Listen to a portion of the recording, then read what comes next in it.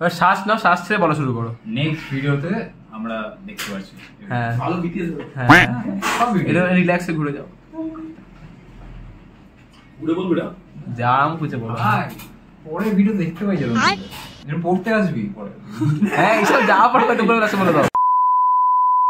চলে এলাম কথা রাখতে থার্ড ভিডিও নিয়ে, যেখানে আজকে আমি ডিসকাস করব লাইবিলিটিস কি, বাংলা যেটাকে বলে দেনা। তো বিজনেসে ফার্স্ট যেটা আমরা আইডিয়া করেছিলাম, যেটা ডিসকাস করেছিলাম, সেটা হচ্ছে অ্যাসেটস।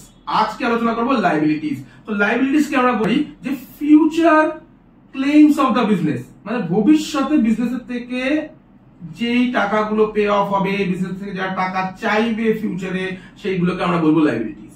নাও ভবিষ্যৎ বলতে কি বোঝায়? 2-4 দিনের মধ্যে চাইছে নাকি 5-6 বছর পর চাইছে। তো অ্যাসেটের মতন এটাকে আমরা ডিভাইড করেছি মান্থ সিস্টেমে। যদি 12 মাসের মধ্যে আমাকে কোনো আমার দেনা বা কোনো আমার ক্লেইমকে সেটেল অফ করতে লাগে, তাহলে সেটাকে আমরা বলবো কারেন্ট লাইবিলিটিস। যদি 12 মাসের থেকে বেশি সময় পাই সেই দেনাটাকে শোধ করে দেওয়ার জন্য, তাহলে কিন্তু সেটা নন কারেন্ট লাইবিলিটি। ঠিক সিমিলারলি আমরা যেটা অ্যাসেটকে করেছিলাম, এখানেও সেভাবে ক্যাটাগরাইজ করেছি। নাও তাহলে 12 মাসের পর একটা বিজনেসে কি কি দেনা হতে পারে যেটা তুমি শোধ করতে হবে, তোমার করতে হবে, তোমার ব্যবসাকে করতে হবে যে দেনাগুলো। তো বিজনেসের অ্যাকচুয়ালি দুটো দেনা আমরা এখানে কনসিডার করেছি, একটা হচ্ছে ক্যাপিটাল আর একটা হচ্ছে আদার নন কারেন্ট লাইবিলিটি। ক্যাপিটালটা কি?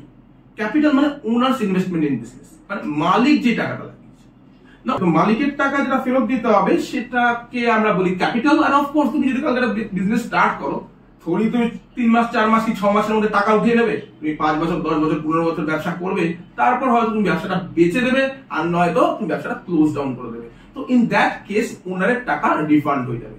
তো বিজনেস ওনারের টাকা কিন্তু 3-4 মাস বা উইদিন 12 মান্থের মধ্যে জেনারেলি পে অফ করে না। তাই জন্য আমরা ওনার যে ইনভেস্টটা করেছিলাম ক্যাপিটাল, এই লাইবিলিটিটাকে নন কারেন্ট লাইবিলিটি হিসেবে কনসিডার করি। তাহলে ওনারের টাকা ছাড়া আর কি হতে পারে? আরো অন্যান্য কিছু লাইবিলিটিস হতেই পারে, যেটাকে আমরা টুগেদারলি বলছি হচ্ছে আদার নন কারেন্ট লাইবিলিটিস। এই যে আদার নন কারেন্ট লাইবিলিটিস যেটা আছে, সেটা কি আদার অল লাইবিলিটিস যেটা আমরা 12 মাসের পর পে করতে পারবো। ধরে নাও কোনো ব্যাংক লোন, তো গেলে ব্যাংক থেকে একটা লোন নিলে, ব্যাংকওয়ালাকে বললে যে 10 বছর পর পে অফ করবে। So you get more than 12 month to pay off the amount. So again এটা কিন্তু ক্রাইটেরিয়াটা ফুলফিল করছে যে 12 মাসের থেকে বেশি সময় পাচ্ছ লাইবিলিটিকে পে অফ করার জন্য, hence it is a non current liability. এবার চলে আসি কারেন্ট লাইবিলিটিতে। কারেন্ট লাইবিলিটি হচ্ছে সেটা যেটা 12 মাসের মধ্যে পে করা যায়। 12 মাসের মধ্যে যেগুলোকে পে করা যায় তার মধ্যে কিছু এখানে জাস্ট মেনশন করেছি, যেটা হচ্ছে ক্রেডিটর আর হচ্ছে বিলস পেয়েবল।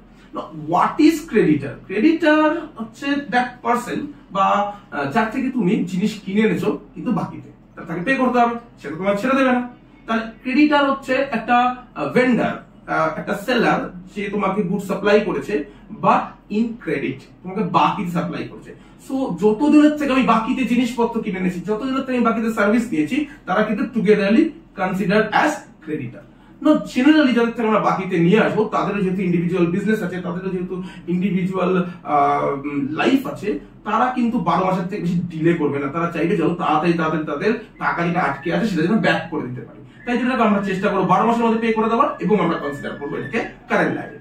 বিলস পেয়েবল নিয়ে আমরা ডিটেইল ভিডিও করব, তখন আমরা বিলস পেয়েবলের ব্যাপারে ডিসকাস করব। বাট ধরে নাও যে বিলগুলো পে করা বাকি আছে, স্বাভাবিক ব্যাপার, তোমার যদি কোনো বিল পে করা বাকি থাকে তাহলে সেটা তোমার একটা লাইবিলিটি। এন্ড অফ কোর্স তোমার যদি কোনো জায়গায় ধার দেনা থাকে, তুমি কি সেটা 10 বছর 12 বছর পর পে করবে? অল্প অল্প ধার দেনা, ছোট ছোট ধার দেনা করবে না, রাইট? তো সেটাকে আমরা বিলস পেয়েবল বলি, আর এটা আমরা 12 মাসের মধ্যে পে করার চেষ্টা করি। এটাকে আমরা বলি হচ্ছে বিলস পেয়েবল, এন্ড এটাই হচ্ছে আমাদের একটা কারেন্ট লাইবিলিটি। ডান। ক্যামেরাম্যান জলদি ফোকাস করো। মালিকের টাকা ফেরত দিতে হবে, তার কারণ হচ্ছে